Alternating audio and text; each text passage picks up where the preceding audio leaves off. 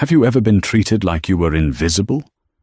Like you were nothing more than a piece of furniture in someone else's life? Imagine giving 3 years of your life to a man, supporting him from the shadows, only to be handed divorce papers on your anniversary because his family thinks you're too poor for their reputation. They thought she was a penniless orphan. They didn't know she was signing to the checks that kept their entire city running. When Liam Prescott threw his wife out on the street, he didn't realize he wasn't just losing a wife. He was declaring war on the owner of the very company that was about to buy him out. Grab your popcorn. This is the story of the ultimate regret. The chandelier in the dining room of the Prescott estate was an antique baccarat, reportedly worth more than most people's homes. It cast a fracturing, prismatic light over the table, illuminating the tension that had settled over the dinner like a thick, suffocating fog. Charlotte sat at the far end of the mahogany table, her hands folded quietly in her lap. She was wearing a simple, off-the-rack navy dress she had bought at a department store 3 years ago. It was clean, modest, and entirely out of place amidst the sea of Gucci silk and Armani velvet worn by the rest of the Prescott family. Across from her, her mother-in-law, Beatrice Prescott, swirled a glass of 1982 Chateau Margaux, her eyes narrowing as she looked at Charlotte. Beatrice was a woman who wore her wealth like armor.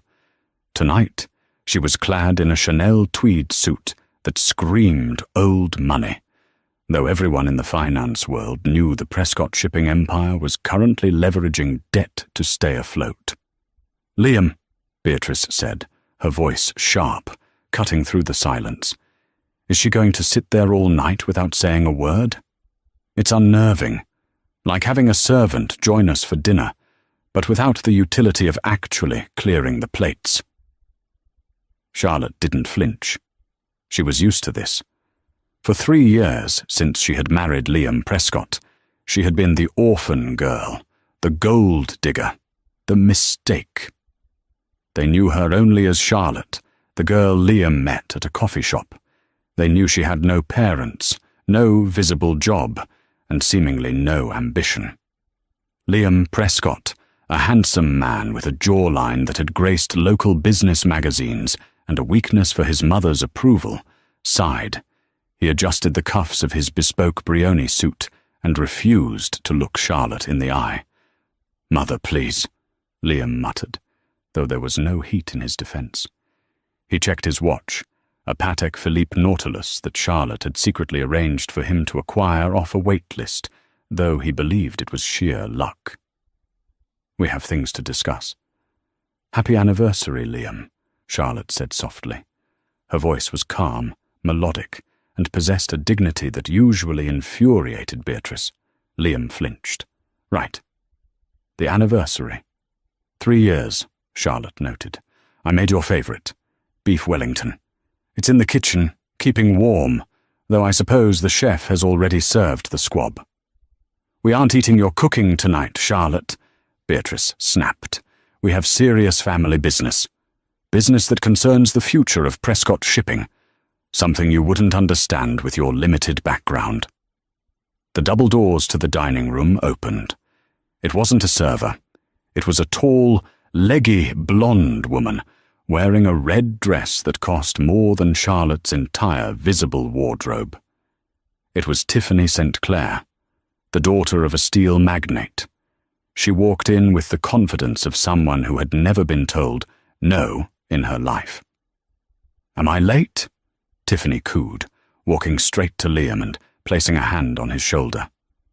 She didn't look at Charlotte. To Tiffany, Charlotte was furniture. Charlotte looked at Liam. "Liam, why is Tiffany here on our anniversary?" Liam took a deep breath. He finally looked at her. His eyes were cold, devoid of the warmth she had seen in them 3 years ago when he was a struggling VP trying to prove himself to his father.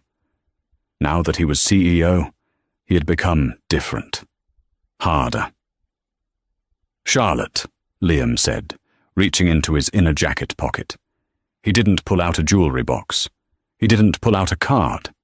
He pulled out a thick, folded document bound in a blue legal backer. He slid it across the polished mahogany.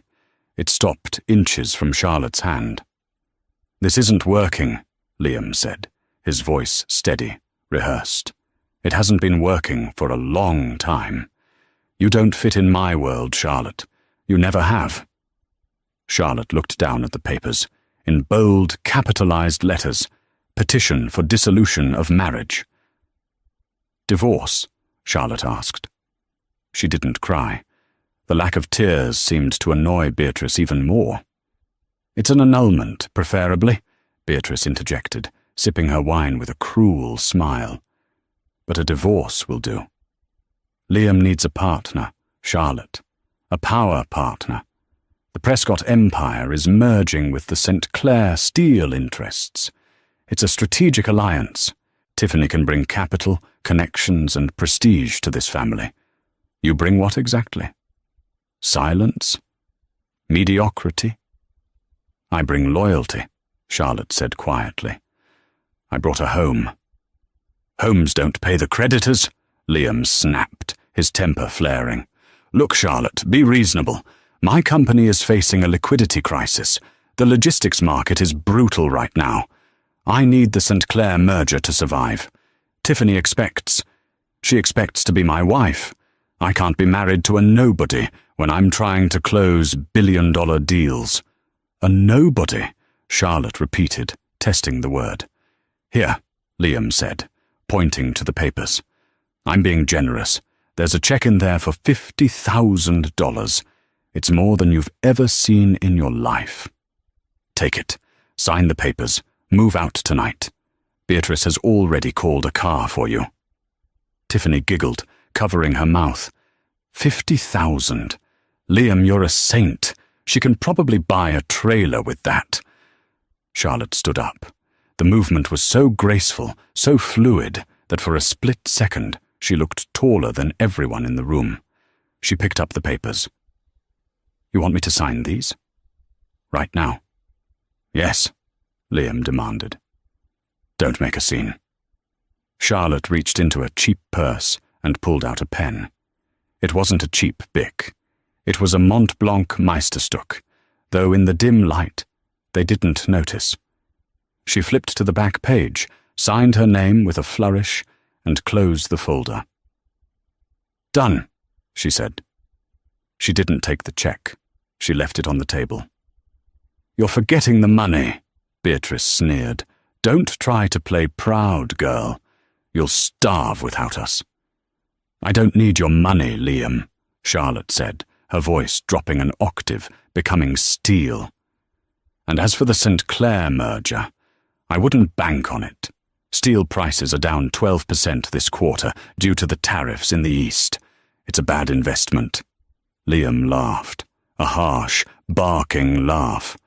"And what would a housewife know about global steel tariffs? Get out, Charlotte, before I have security drag you out." Charlotte turned. She looked at Liam one last time.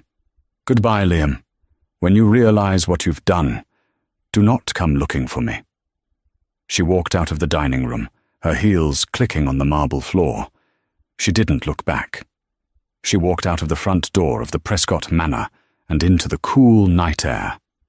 A beat-up taxi was waiting at the gate, Beatrice's final insult. But Charlotte didn't walk toward the taxi. She walked past it, down the long, winding driveway to the main road. She pulled her phone out of her purse. It wasn't the cracked iPhone 8 she kept for appearances. She tapped a pattern on the screen, unlocking a secure satellite line. "Status?" she said into the phone. A crisp British voice answered immediately. "Waiting for your command, ma'am. The convoy is 2 minutes out." "Good," Charlotte said. "And prepare the jet. We're going to New York. The board of directors needs to know that I'm back." "And the Prescott file, ma'am?" "Activate it," Charlotte said, her eyes reflecting the headlights of the approaching cars. They wanted a business lesson. Let's give them one. 2 minutes later, the darkness of the country road was shattered by blinding LED headlights. It wasn't a taxi. It wasn't an Uber. 3 black SUVs, Cadillac Escalade ESVs, with reinforced ballistic plating, screeched to a halt in perfect formation.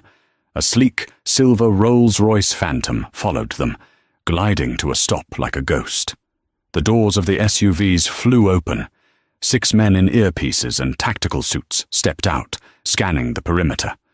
One of them, a man with a scar running down his cheek named Marcus, her head of security, rushed to Charlotte. "Miss Vance," Marcus said, bowing his head slightly.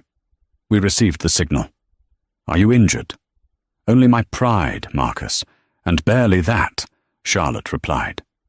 She shed the persona of the meek housewife, like a snake shedding dead skin. Her posture straightened, her gaze sharpened. The chauffeur opened the rear suicide door of the Rolls-Royce. Charlotte slid into the interior, which smelled of lamb's wool and rich leather. Inside, a man was already waiting. He was older, with silver hair and a suit that cost more than Liam's car. This was Alexander Thorne, her personal attorney, and the acting chief operating officer of Vance Global. "Rough night?" Alexander asked, pouring a glass of sparkling water from the crystal decanter. "Predictable," Charlotte said, taking the glass. "Liam filed for divorce. He's merging with the St. Clairs." Alexander chuckled dryly. "The St. Clairs? They're under investigation by the SEC for inflating their assets. If Liam merges with them, Prescott Shipping will be insolvent within 6 months. He doesn't know that," Charlotte said, sipping the water. "He thinks he's upgrading." "So," Alexander opened a tablet. "The masquerade is over.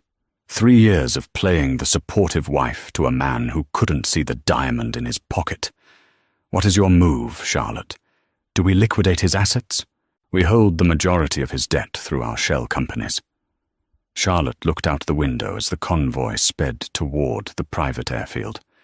"No, not yet. Liquidation is too quick, too painless. He humiliated me, Alexander. He let his mother treat me like a dog. He replaced me with Tiffany St. Clair." She tapped her fingers on the leather armrest. "I want to buy them," she said. Alexander paused. "Buy Prescott Shipping?" "No," Charlotte corrected him. "I want to buy the ground they stand on. Who is the primary investor for their new logistics hub, the one they need to save the company?" "That would be the Onyx Group," Alexander replied. "And who owns Onyx Group?" Alexander smiled. "You do, Miss Vance, through 3 layers of holding companies, of course." "Schedule a meeting," Charlotte said, her eyes cold. "Liam needs funding. He needs approval for the new hub. Let him come to Onyx. Let him beg for the money. I want to see the look on his face when he realizes who holds the leash." By the time they reached the private airfield, Charlotte's demeanor had completely shifted. She stripped off the cheap navy dress in the changing room of the Gulfstream G50ER private jet. She emerged wearing a tailored white power suit by Alexander McQueen, her hair pulled back into a severe, elegant bun. She put on her signature glasses, thick frames that made her look intellectual and dangerous. She clasped a diamond necklace around her neck, the Star of the East, a piece she had kept in a vault for 3 years. As the jet roared down the runway, climbing into the night sky toward Manhattan, Charlotte opened her laptop. The screen displayed the organizational chart of Vance Global. It was a conglomerate that touched everything: real estate, tech, pharmaceuticals, and private equity. Her net worth wasn't public knowledge, but in the circles that mattered, the whisper networks of Davos and Wall Street, Charlotte Vance was known as the Iron Orchid. She had inherited the company at 22 when her parents died in a plane crash. She had spent 10 years building it into an empire, but the isolation had been crippling. She had met Liam while trying to live a normal life, using a fake name, pretending to be poor to see if someone could love her for her, not her billions. She had her answer. "Alexander," she called out over the hum of the engines. "Yes, Mom? Get me the file on the St. Clair family. If Tiffany wants to play games, let's see how she likes playing against the house. I want their loans called in by Monday morning. Consider it done. And regarding Mr. Prescott? Let him enjoy his freedom for a few days," Charlotte said, looking at the clouds below. "Let him think he's won. The fall is always harder when you think you're flying." 2 days later, Prescott Shipping Headquarters. Liam Prescott sat in his office, rubbing his temples. The divorce papers were filed. He was technically a free man. Tiffany was already redecorating his apartment, ordering garish pink curtains that Liam secretly hated but didn't dare criticize. But the relief he expected hadn't come. Instead, a sense of unease gnawed at him. His CFO, a nervous man named Gary, knocked on the door and entered. "Sir, we have a problem," Gary said, sweating. "What now, Gary? I told you the St. Clair merger will fix the cash flow." "That's the thing, sir," Gary stammered. "The St. Clair assets, they're frozen." Liam stood up. "What? Why?" "SEC investigation. It hit the news an hour ago. Their stock plummeted 40%. The merger is dead in the water, Liam. If we merge with them now, we anchor ourselves to a sinking ship." Liam felt the blood drain from his face. "That can't be right," Charlotte said. He stopped. He remembered Charlotte's parting words at dinner. "Steel prices are down. It's a bad investment." "How did she know?" he whispered to himself. "Sir?" "Never mind," Liam snapped. "Okay, forget St. Clair. We still have the Onyx Group deal, the funding for the logistics hub. That's our lifeline. We have the meeting with their CEO tomorrow in New York, right?" "Yes, sir. But what?" "The CEO of Onyx Group is notoriously private," Gary said. "No one has ever seen him, or her. They go by a proxy. But they sent a memo this morning. The CEO personally wants to oversee this negotiation."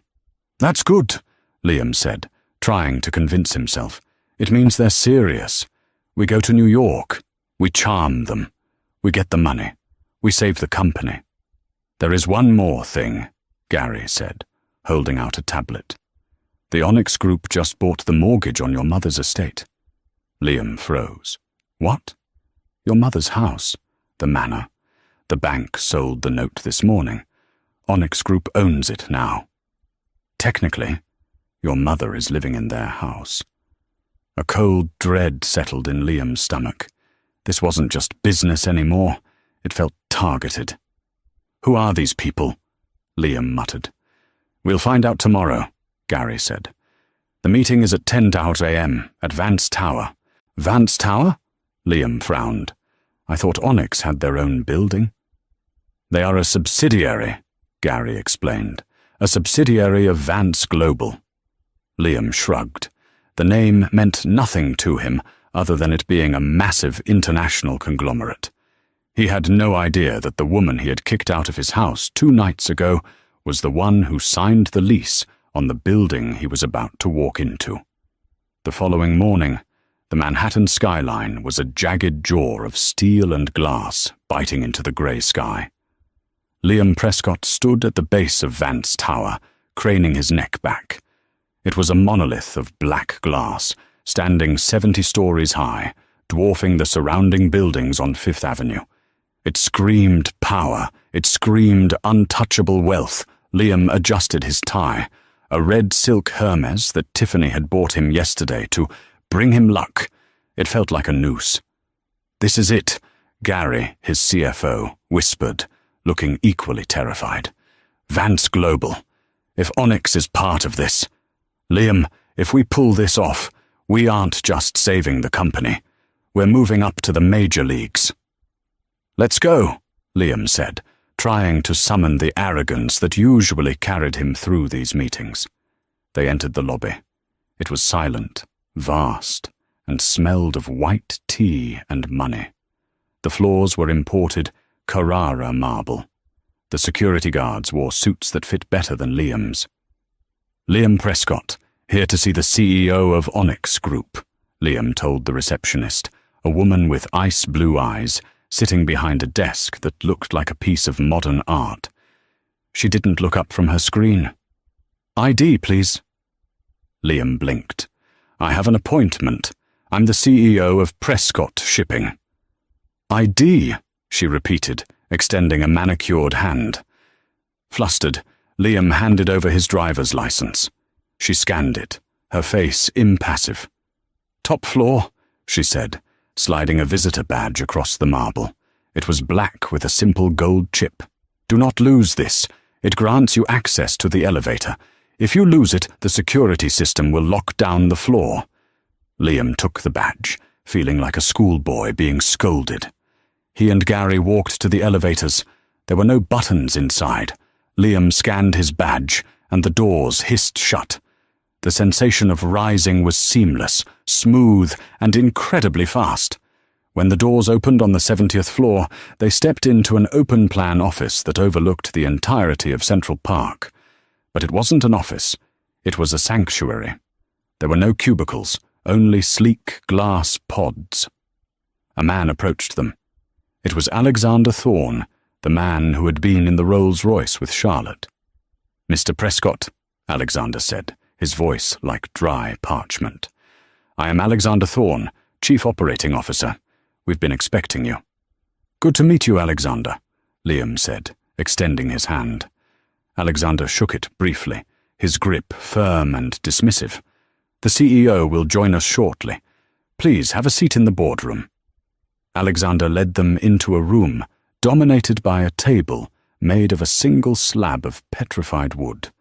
The chairs were Eames Aluminum Group management chairs, leather so soft it felt like skin. Liam sat down, his heart hammering.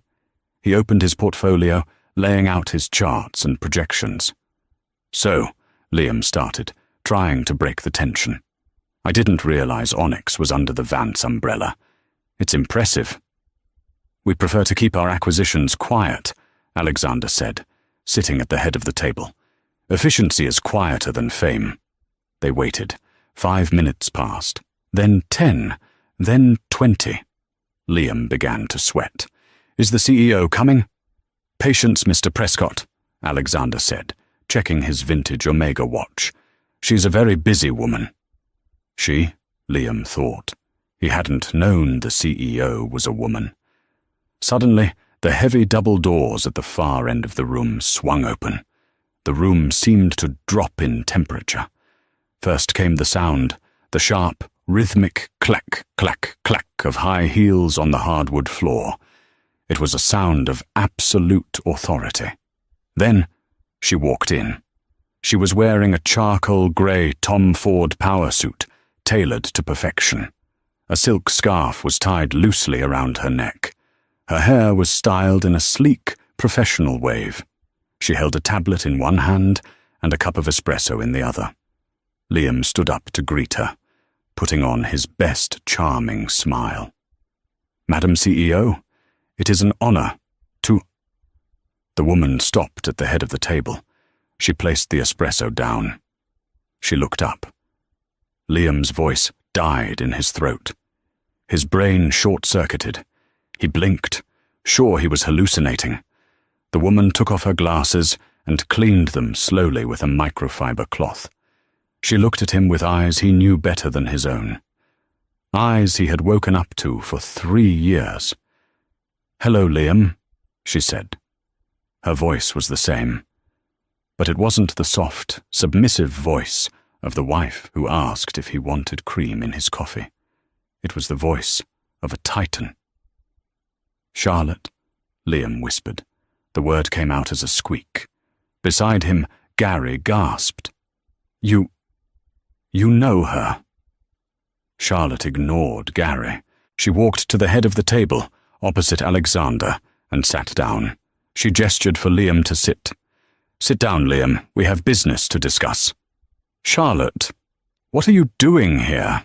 Liam stammered, his legs giving out as he sank back into the chair. "Did you get a job here as a secretary?" It was a stupid question, born of denial. Alexander let out a sharp, mocking laugh. "A secretary? Mr. Prescott, you are addressing Charlotte Vance, the sole owner and CEO of Vance Global, the parent company of Onyx Group, and as of this morning, the owner of the debt on your entire fleet of cargo ships." The silence that followed was heavy enough to crush bones. Liam stared at her. He looked at the suit, the jewelry, the way Alexander, a man who terrified him, looked at her with deference. "You," Liam pointed a shaking finger. "But you're poor. You were a barista. You drove a Honda." "I drove a Honda because I didn't want my wealth to define my relationships," Charlotte said, opening a file in front of her. "I wanted to know if a man could love me, Liam. Not the billions, not the jets. Just Charlotte." She looked him dead in the eye. "I got my answer 2 nights ago at dinner. You threw me away for $50,000 and a chance to merge with a fraud." "Fraud?" Liam's head was spinning. "The St. Clairs," Charlotte said calmly. "They are bankrupt. If you had checked the Asian markets like I told you to, you would have known. But you were too busy listening to your mother." Liam felt sick. The room was spinning. The woman he had treated like a servant was a billionaire. A multi-billionaire. "Charlotte, wait," Liam said, panic rising in his chest. "If this is true, then we're still married. Technically. I mean, the papers haven't been processed." He saw a lifeline. If they were still married, he had access to this. To all of this.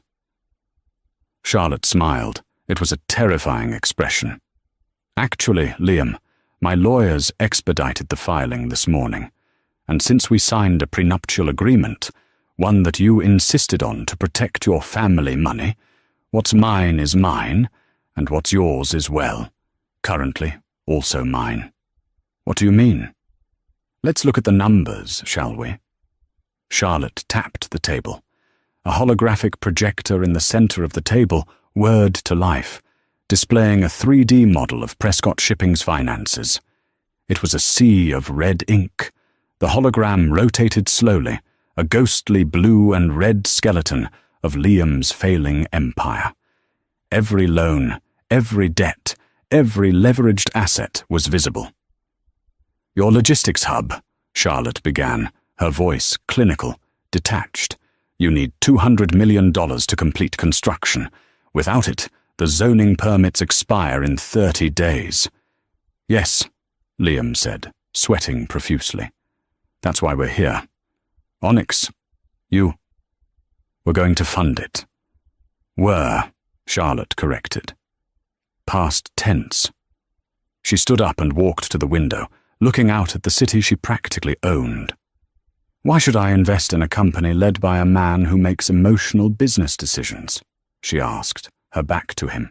"You fired your most competent logistics manager last month because he disagreed with your mother. You switched fuel suppliers to a more expensive vendor because the owner is a friend of Tiffany St. Clair." Liam gaped. "How do you know that?" Charlotte turned around. "I was there, Liam. I was in the room. I was cooking your dinner while you took the calls on speakerphone. I was folding your laundry while you complained about your staff.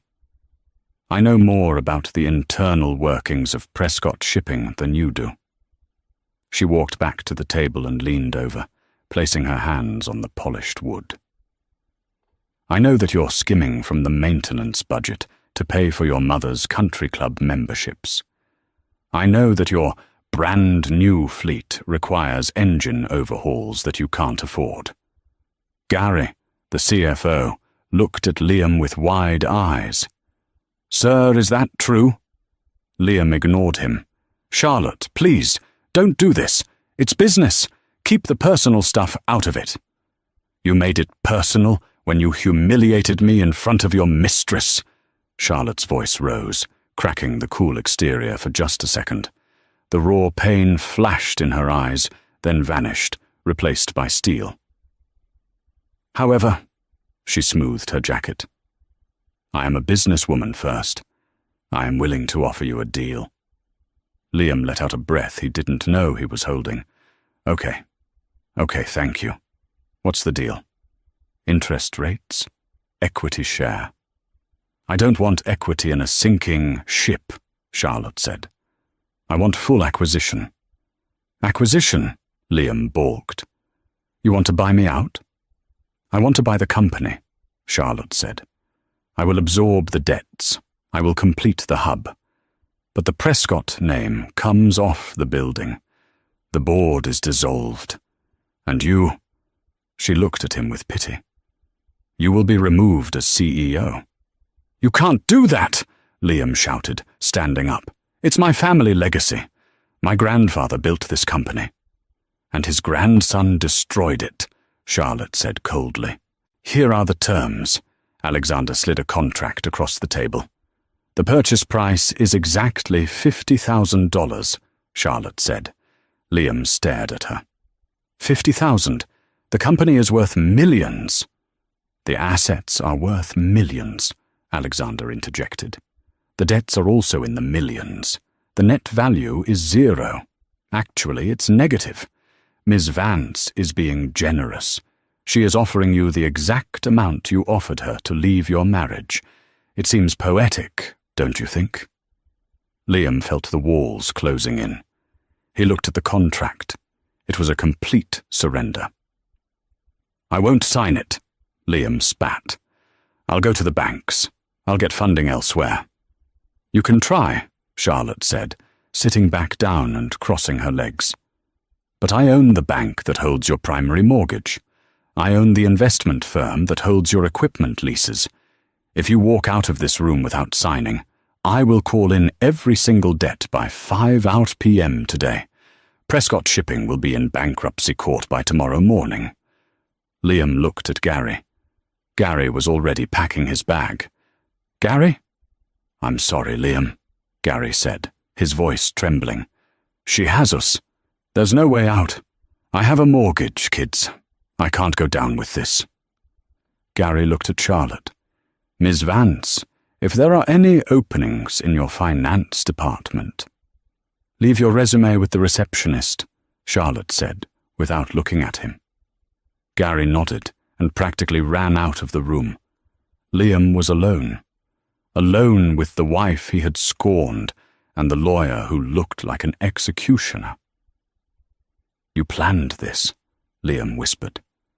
"You planned this whole thing." "I plan to be your wife forever," Charlotte said softly. "I plan to help you fix the company from the inside, slowly, without bruising your ego.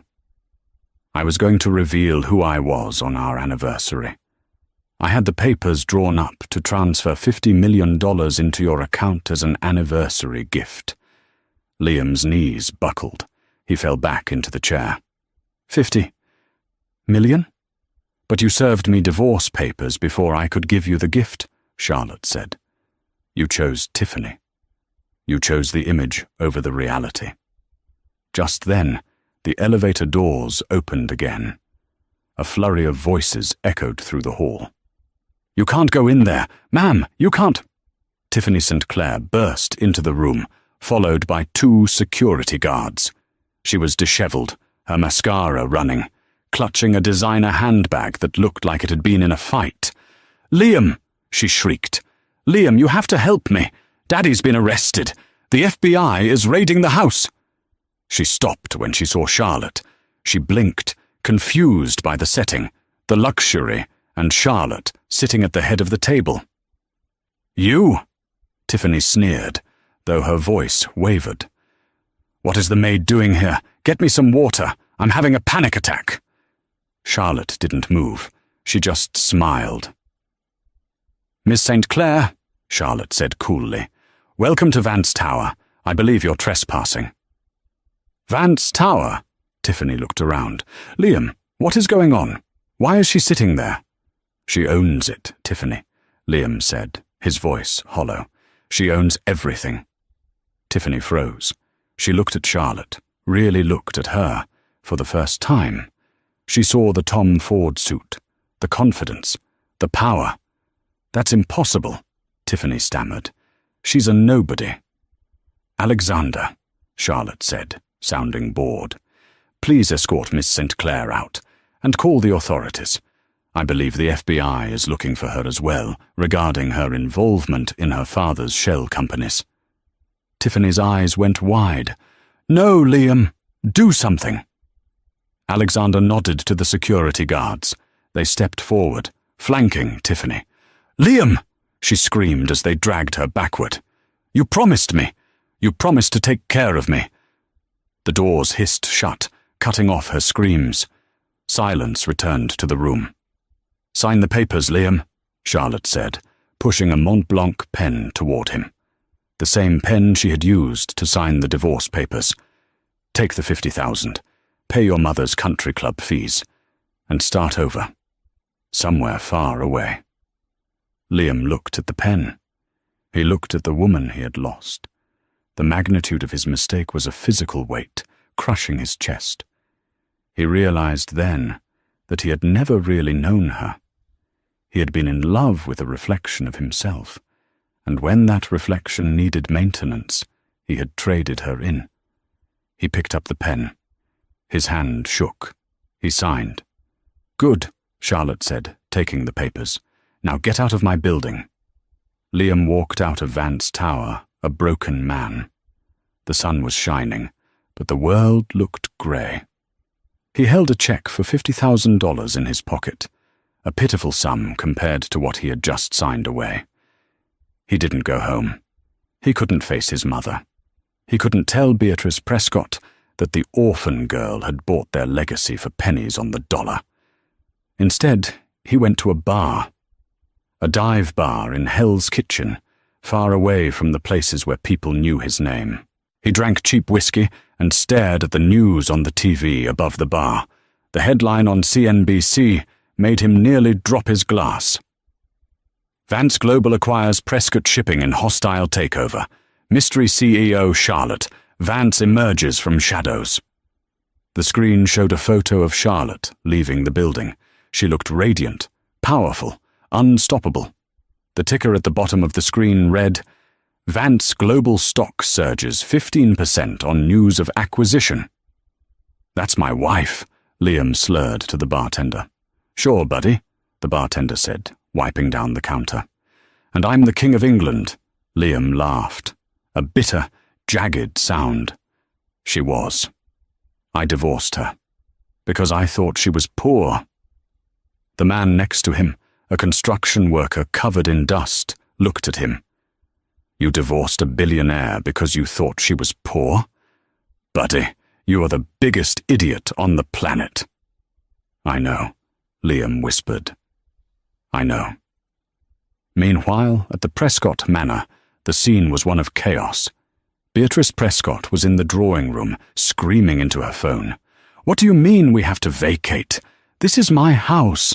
My family has lived here for 4 generations. "I'm sorry, Mrs. Prescott," the voice on the other end, a representative from Onyx Real Estate, said politely. "But the property has been foreclosed. The new owner has issued an eviction notice. You have 48 hours to vacate the premises." "Who is the new owner? I want to speak to them immediately," Beatrice demanded. "The deed is held by Charlotte Vance." Beatrice dropped the phone. It cracked on the floor. "Charlotte?" she gasped. "The girl?" She ran to the window. Outside, a moving truck was already pulling up to the gate. It wasn't just any moving truck. It was a high-end relocation service. And stepping out of a black SUV at the gate was Charlotte herself. She wasn't there to gloat. She was there to inspect her property. Beatrice ran out the front door, her Chanel suit disheveled. "You!" Beatrice shrieked. "You witch! You tricked us! You lied to us!" Charlotte stood by the gate, her security detail keeping Beatrice at a distance. "I never lied, Beatrice," Charlotte said calm. "I just didn't tell you what you didn't ask. You never asked me about my family. You never asked me about my work. You only asked me to pass the salt and stay out of the photos. You can't take my house, Beatrice sobbed, her dignity crumbling.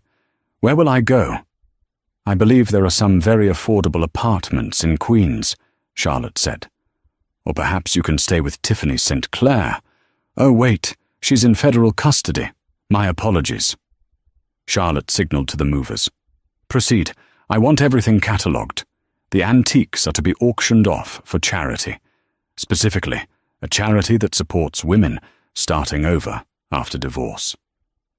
Beatrice fell to her knees in the driveway, weeping. It was a pathetic sight. The woman who had terrorized Charlotte for 3 years was now nothing more than a tenant being evicted. Charlotte turned to Marcus, her bodyguard. Let's go. I have a board meeting in Tokyo tonight. Yes, Ms. Vance. As the car pulled away, Charlotte didn't feel the rush of joy she expected. She just felt a profound sense of closure. The chapter was done. The book was closed. But the story wasn't over for Liam. 6 months had passed since the day the Prescott empire crumbled. To the world, the transition had been seamless. Vance Global had absorbed the shipping lanes, rebranded the fleet, and the stock price had stabilized. The Prescott name had been chiseled off the headquarters, replaced by the sleek, minimalist V logo of the Vance conglomerate. For Liam, however, time had become a slow, suffocating loop of regret. He lived in a 4th-floor walk-up in Astoria, Queens. It was a studio apartment that smelled perpetually of boiled cabbage and damp drywall. The heating radiator clanked violently in the night, keeping him awake, staring at the water-stained ceiling. He had $50,000 when he left the tower. That money was gone. Most of it had gone to pay off personal debts that Charlotte hadn't absorbed. Credit cards his mother had maxed out in his name, the lease break fee on his luxury apartment, and legal fees for a lawyer who ultimately told him he had no case against the prenuptial agreement. Liam sat at his small, wobbly kitchen table, an IKEA reject he found on the curb, staring at his laptop. He was on LinkedIn. Application status: rejected. It was the 20th rejection this week. He wasn't just unemployed, he was toxic. In the tight-knit world of New York logistics and finance, word traveled fast. He was the man who had driven a legacy company into the ground. He was the CEO who let his mother run the board. He was the fool who divorced Charlotte Vance. He closed the laptop and rubbed his face. His hands were rougher now. He had taken a temporary job stocking shelves at a grocery store just to pay the rent. The irony wasn't lost on him. He used to complain if the help didn't arrange the pantry labels facing out. Now he was the help. His phone buzzed. It was his mother, Beatrice. He stared at the screen for a long moment before answering. "Hello, Mother." "Liam!" Beatrice's voice was shrill, panicked. "They cut the power again. You have to send money. I can't live like this. The apartment is freezing, and the neighbors cook curry all day. The smell is seeping into my coats." "I don't have any money, Mother," Liam said, his voice flat. "I get paid on Friday. I can send you $50 then." $50? That won't even cover my dry cleaning." "Then stop dry cleaning your clothes," Liam snapped, his patience finally snapping. "Wash them in the sink like I do. We are poor, Mother. When are you going to understand that? We are the people you used to make fun of." "It's her fault," Beatrice hissed. "That girl, that viper, she stole everything." "She didn't steal it," Liam said quietly. "We gave it to her. We handed it to her on a silver platter because we were too arrogant to see what was right in front of us." He hung up. He couldn't do it anymore. He put on his coat, his old Brioni wool coat, now slightly frayed at the cuffs and missing a button, and walked out into the cold November rain. He walked past a newsstand. There, staring back at him from the cover of Time magazine, was Charlotte. The headline read, "The Quiet titan. How Charlotte Vance is revolutionizing global trade. She looked magnificent. She was wearing a deep emerald gown, standing on the deck of a ship, the wind catching her hair. She didn't look like the quiet girl who made his coffee. She looked like a queen. Liam bought the magazine with his last $5. He took it to a park bench and sat in the drizzle, reading the interview. "I learned a lot about resilience in my 20s, Charlotte was quoted as saying. "I learned that true worth isn't found in a bank account. It's found in character. I spent 3 years observing people who had everything but possessed nothing. It taught me exactly who I didn't want to be." Liam closed the magazine. The rain soaked the paper, warping Charlotte's face. "I'm sorry," he whispered to the wet page. "I'm so sorry." But the paper didn't answer. The world didn't care about his apology. The karma he had accrued was a debt that couldn't be paid off with words. 1 year later, the Metropolitan Museum of Art Gala, the biggest social event of the New York calendar. The theme was Gilded Resurrection. The red carpet was awash with celebrities, tech moguls and old money families. The flashbulbs were blinding, a strobe light of excess. Liam Prescott was there. But he wasn't walking the carpet. He wasn't wearing a tuxedo. He was wearing a white waist jacket and black trousers. He was standing by the valet stand, holding a ticket booklet. He had finally found steady work with a high-end valet service. It was humiliating, physically demanding, and paid minimum wage plus tips, but it was honest. "Check the Mercedes," his manager barked, "and be careful with the clutch, it's vintage." "Yes, sir," Liam muttered. He jogged over to a vintage 1955 Mercedes 300 SL Gullwing that had just pulled up. It was a car worth millions. He opened the passenger door. A woman stepped out. The breath left Liam's lungs. It was Charlotte. She was wearing a custom Versace gown that shimmered like liquid gold. Diamonds dripped from her ears. She looked happier, healthier, and more radiant than he had ever seen her. She wasn't alone. Stepping out of the driver's side was a man. He was tall, with kind eyes, and a rugged look. Maybe an architect or a doctor. He wasn't wearing a suit of armor like the business sharks Liam used to know. He looked at Charlotte with total adoration. He offered her his arm, not as a prop, but as a partner. Liam froze. He should have looked away. He should have hidden his face. But he couldn't. Charlotte adjusted her shawl and looked toward the valet stand. Her eyes scanned the line of workers. And then they stopped. She saw him. Liam felt exposed, stripped naked in front of the entire world. Here he was, the ex-husband who had thrown her out, now parking her car. He waited for the smirk. He waited for her to point him out to her new partner and laugh. He waited for the anger. But there was none of that. Charlotte's expression softened. It wasn't pity. It was simply recognition, acknowledgement of a stranger she used to know. She walked up to him. The crowd seemed to fade away. "Hello, Liam," she said. "Charlotte," Liam choked out.